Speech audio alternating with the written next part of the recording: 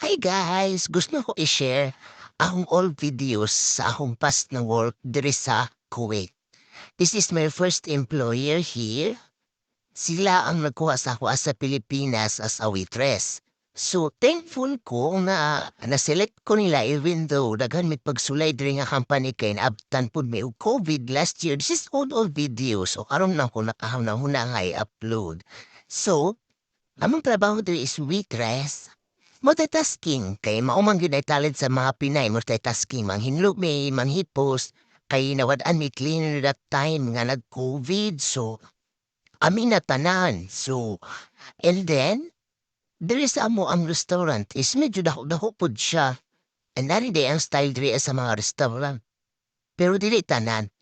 Naami ang amo ang style sa mo nami kabina, nami mga pultahan-pultahan because dili unay uban customer nga dili pwede pakita ilang naong kana siya kay puri na siya, lami na siya. Nice kaayo ni nga place. Really, nice kaayo siya nga place pero dili lang mid siya sa city. Dili lang siya sa city diri sa Kuwait. Dili siya city. Na siya sa mga province siya. Pero nice kaayo ang view diri na tanan.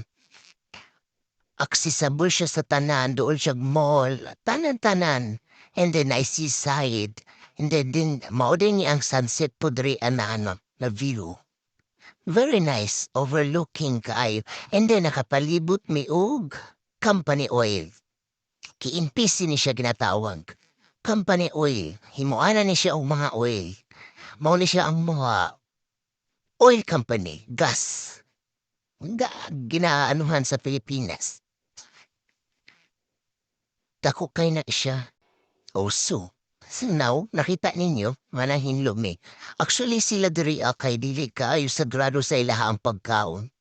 Okay lang sa ilaha, kadalasan ha, pero dili tanan na apoy uban nga mga customer na mo before nga.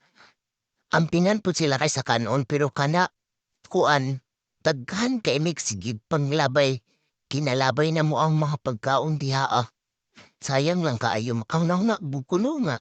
So sa Pilipinas nagisod ang mga tao pagkaon pero dire yano-yano hura na muglabay ang mga pagkaon.